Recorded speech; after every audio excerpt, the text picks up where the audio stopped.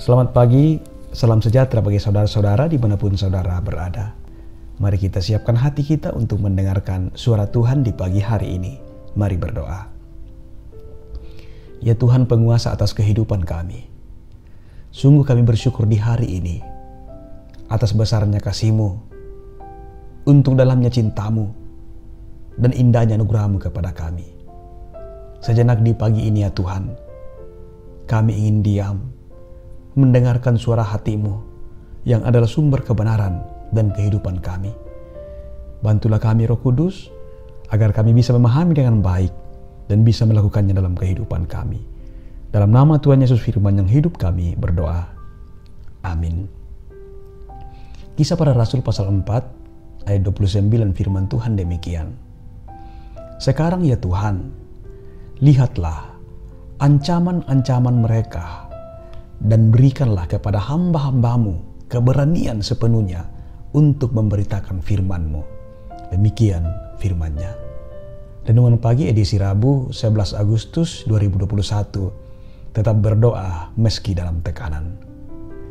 Saudara-saudaraku yang dikasihi Tuhan, jika ada pertanyaan yang sangat sederhana diberikan kepada saudara seperti ini. Sepanjang kehidupan saudara, kira-kira yang mana saudara banyak lakukan? Apakah menyenangkan hati Tuhan atau mendukakan hati Tuhan?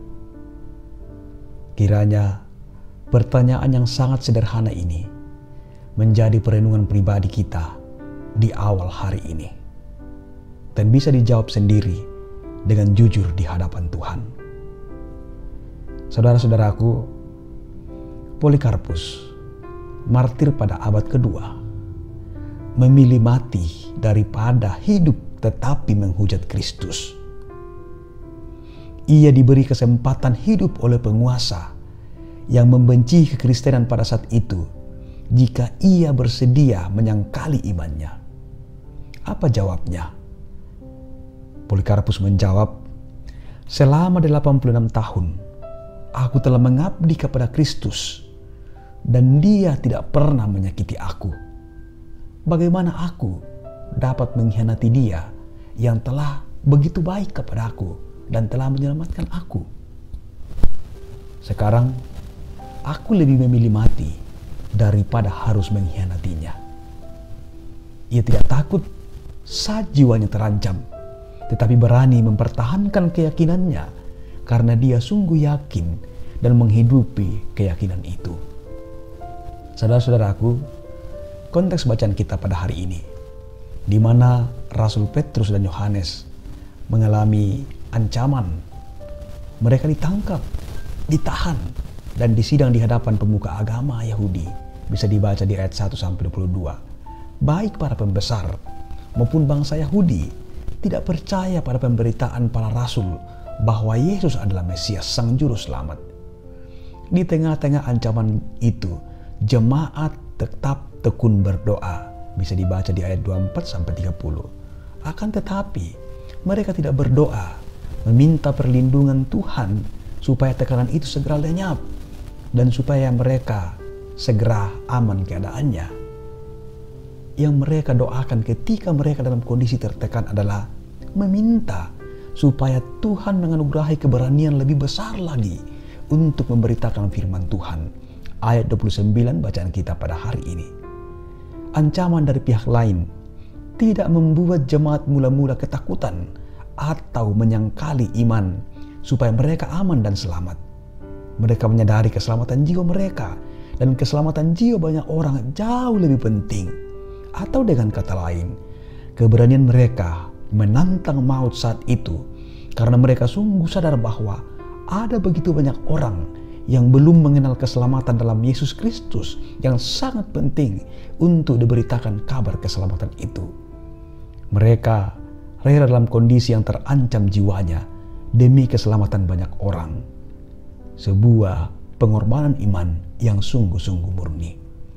Saudara-saudara, bagaimana kita berdoa ketika iman kita terancam?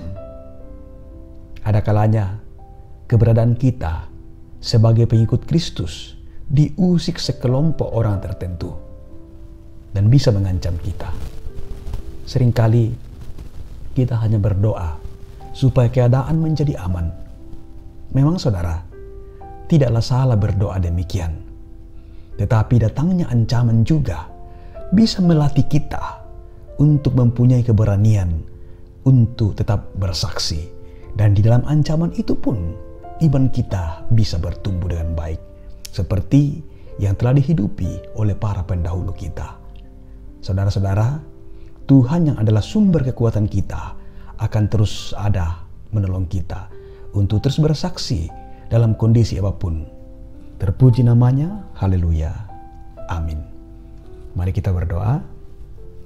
Ya Tuhan, kami menyadari bahwa sangat sering mendukakan-Mu melalui cara hidup kami. Kami sangat tidak tahu merespon kasih-Mu yang begitu dalam, begitu tulus merengkuh kami. Namun dalam setiap pengkhianatan-pengkhianatan yang kami lakukan terhadap-Mu, Engkau selalu berdiri buat kami, menerima kami, mencintai kami, dan selalu menunggu kami untuk kembali. Terima kasih ya Tuhan atas kasih-Mu yang tanpa batas itu. Terima kasih Tuhan atas kebenaran-Mu yang boleh Engkau perdengarkan di awal hari ini. Biarlah kami terus menjadikan doa sebagai nafas hidup kami, terus menjadikan doa sebagai tempat yang paling indah di mana kami selalu berjumpa dengan Engkau yang selalu ada buat kami. Dan biarlah Tuhan, kami tidak hanya berdoa supaya Engkau terus menghujani kami dengan berkat-berkat-Mu, tapi biarlah kami terus berdoa supaya kami semakin mengenal-Mu dan kami terus dianugerahi kekuatan untuk terus bersaksi dalam berbagai macam kondisi hidup kami, baik ketika kami dalam kondisi aman-aman maupun ketika kami dalam kondisi yang tertekan sekalipun. Karena Engkaulah Allah kami yang kami percaya, yang kami sembah, yang memiliki kuasa dan berkuasa mutlak dari semua hal yang ada di dunia ini. Ya Roh Kudus, biarlah kami terus berjalan dan bersaksi dalam pertolongan-Mu. Di dalam nama Tuhan Yesus kami berdoa. Amin. Selamat memulai giat hari ini. Kasih Tuhan beserta kita.